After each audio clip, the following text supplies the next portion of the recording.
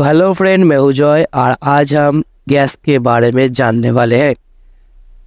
Cylinder के gas के बारे में नहीं, अपने पेट के अंदर जो गैस बनती है उसके बारे में हम जानेंगे। आपको कभी सवाल नहीं आया गैस क्यों बनते हैं या फिर गैस इतनी बदबूदार क्यों होती है? ये इतनी बदबूदार होती है जब कोई लोग दूर से भी इसको छोड़े तब उसकी खुशबू हमें जल्दी जल्दी मिलता है और हमें पिघला देती है। मजाक था। तो चलिए इसी सवालों के आंसर हम इसी वीडियो से जानेंगे, कैसे गैस बनती है और गैस इतनी बदबूदार क्यों है। तो गैस होना एक नॉर्मल कंडीशन है क्योंकि ज़्यादातर खाना पचने से ही गैस का फॉर्मेशन होता है। लेकिन ये तब तक नॉर्मल कंडीशन है जब तक आपके लिए ये नॉर्मल बात है, क्योंकि आप किस जगह पर और किस सिचुएशन पर इसको छोड़ते हो उसके ऊपर डिपेंड करता है ये आपके लिए नॉर्मल है या नहीं।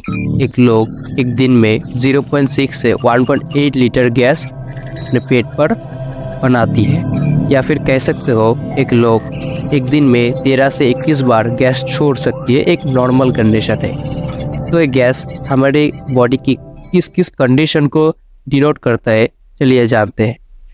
ये गैस हमारे स्टमक और इम्यून सिस्टम के नॉर्मल एक्टिविटी को डिनोट करता है और हमारे इंटेस्टाइन पर जो गुड बैक्टीरियाज है उसकी एक्टिविटी को भी डिनोट करता है कि ये बैक्टीरिया अपने तरीके से अच्छे से काम कर रही है या नहीं। तो अब हम जानेंगे हमारे पेट पर गैस कैसे बनती है। तो हमारे पेट पर गैस दो तरीके से बन सकती है।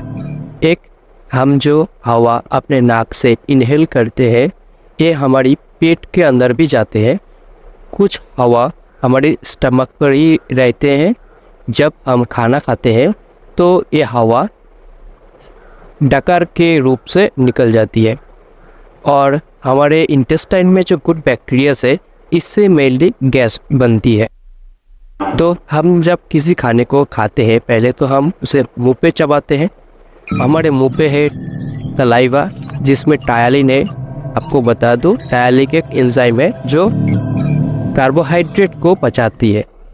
लेकिन ज़्यादातर लोग यही भूल करते हैं, खाने को अच्छे तरीके से नहीं चबाते। ज़्यादातर लोग ही खाने को कुछ टाइम से चबा के उसे निकल लेते हैं। अब हम कुछ टाइम से या फिर बहुत कम समय से खाने को चबाएंगे तो खाना बहुत अच्छे से वहाँ पर पच नहीं सकती, या फिर खाने का छोटा छोटा पार्टिकल वहाँ पर नहीं बन सकती। तो वो डायरेक्ट हमारे स्टमक पर आती है। स्टमक में जो HCl है उससे उस खाने पर कोई बैक्टीरिया होगा तो वो तो मर जाएगी और खाना का छोटा छोटा पार्टिकल होगा।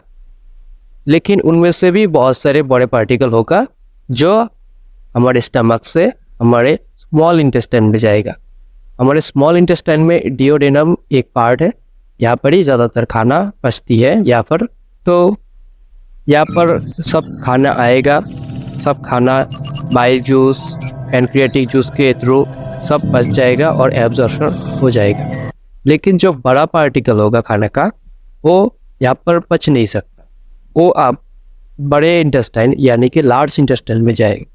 यहाँ पर ही ज़्यादातर गैस बनती है। अगर बड़े पार्टिकल लार्ज इंटेस्टाइन में जाएगा और लार्ज इंटेस्टाइन का जो गुड बैक्टीरिया है तब एक खाने को ज़्यादातर गुड बैक्टीरिया अपने एंजाइम के थ्रू इस खाने को तोड़ता है या फिर पचाता है और कुछ न्यूट्रिशन खुद लेता है और कुछ हमारे बॉडी को प्रोवाइड करता है। तो जब ये अपने काम करते हैं तभी कुछ गैसेस रिलीज होता है। इन गैस में मेन है कार्बन डाइऑक्साइड, हाइड्रोजन, मीथेन और नाइट्रोजन। ये सब गैस ही ह्यूज अमाउंट पर प्रोड्यूस होता है। लेकिन इनमें से लेस देन 1% सल्फर गैस भी बनती है और ये सल्फर गैस हाइड्रोजन से मिक्स होकर हाइड्रोजन सल्फाइड प्रोड्यूस करते हैं। ये जो हाइड्रोजन सल्फाइड गैस है ये हम बहुत अच्छी तरीके से डिटेक्ट कर सकते हैं। अगर बिलियन में भी 1% हाइड्रोजन सल्फाइड गैस होगा तो भी हमारे नाक हाइड्रोजन सल्फाइड गैस को डिटेक्ट कर सकती है।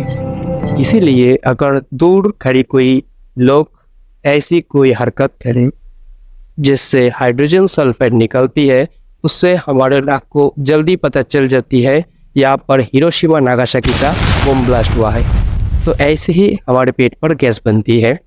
तो जब हमारे लार्ज इंटेस्टाइन पे गैस बनती है तो पहले तो ये हमारे पेट को फुलाती है, क्योंकि जब हमारे लार्ज इंटेस्टाइन में गैस प्रोड्यूस होता है ये तो बड़े किसी खाने के पार्टिकल से बनती है। इस बड़े खाने के पार्टिकल यहाँ पर हमारे एनस पे एक ब्लॉकेज बना देती है जिसे हम कॉन्स्टिपेशन कहते हैं। इसीलिए बहुत सारी गैस हमारे पेट के अंदर ही अटक जाती है, इसीलिए हमारा पेट फूल जाता है, पूरी दर्द से महसूस होता है। इसको हम गैस की प्रॉब्लम भी कहते हैं। तो यही था आज के वीडियो का टॉपिक। अगर कुछ भी जानने को मिला तो ज़रूर वीडियो को शेयर करना। मिलते हैं नेक्स्ट वीडियो पर। Thank you.